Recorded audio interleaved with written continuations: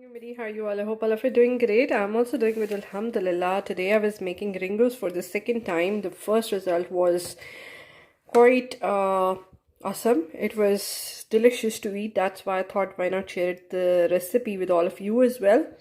So first of all, let's hurriedly note down the ingredients. This is the self-raising flour. I'd be taking like 2 cups of the teacups. So I'd be taking 2 cups of self-raising flour. Here I have 2 eggs. Make sure they are at room temperature. If you don't have it, just place them 5 minutes before in the room temperature. This is butter. I'd be taking 2 tablespoons of butter, but it's up to your taste. If you like more butter, you can add it more butter. This is yeast. I'll be taking 2 tablespoons of yeast, but you can add even more if you see that the flour hasn't raised much as it should be. We are going to mix this yeast with the milk, so you can add more yeast if desired. This is the sugar. I have crushed it. This is about 8 tablespoons of sugar. You can add more if required. That's about your taste. And over here I've got milk. I would be using Alper. The milk is going to be used for dissolving the yeast. The procedure is pretty simple. What we are going to do is that I'm going to take this self-raising flour and this sugar, and I'm going to mix it. I'm going to stain it so that any residues, if they should not be added into our mixture. And once they both are stained, then I'm going to add in it the mixture of yeast, which is mixed with milk.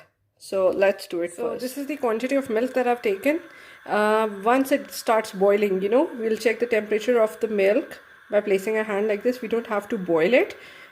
Just it will get a little heated, and then we are going to add yeast in it, about 2 to 2.5 tablespoons of yeast, and we are going to then wait for about 5 minutes so that the bubbles of the yeast start forming. And after it, we are just going to switch off the stove and mix this batter into our sugar and self-raising flour.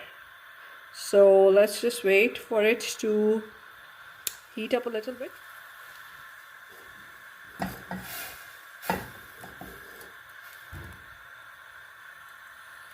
Just 1 more minute, and then I'm going to add yeast into it. So here I've added the yeast, and I'm going to mix it so that no bubbles, so that it mixes properly into the milk. Once it's properly mixed up, then I'm going to put it on the stove for about 5 minutes at a very low flame. At that low flame, the bubbles of the yeast will start forming, and after it, we'll just switch off the stove. So let me get done with that step. Yeast is done. You don't have to boil it that much. Over here, I've also put the self-raising flour and sugar into it. I'll just stain it. And over here, I've melted the butter. It's about 2 tablespoons. You can even take more if required. Now, the next step is going to be that I'm going to mix these 2 eggs into this butter. And afterwards, I'm going to add one by one the egg and butter and this mixture of yeast and milk into this flour, and we are going to make a dough of it. The process is very messy, so I'm not going to show that, but we'll meet after the dough is ready. But the tip that I'm going to give you at this point is that when you make the dough of Ringos, do add this milk in very little quantity, so that it should not exceed the quantity. It should be added into this mixture. And another tip is that the mixture once done, it's going to be very sticky, so don't worry. We will adjust it with oil that we will put on the dough once it is done.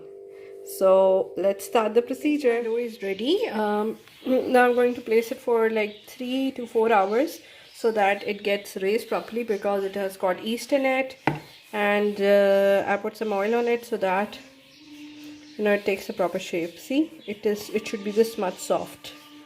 So see you guys after 3.5 years. Sorry, after 3.5 hours. 3 to 4 hours my dough was raised, and I just cut these ringos. You can see I took these two. One is this bigger one and this is the smaller one. This is of that all-pur and this is of some jar. So we are going to cut this in this way, and then so this was the final result. You can see that they are very soft and absolutely delicious. If you like it, do share it with your friends and family. I'll meet you next time, inshallah. Allah Hafiz.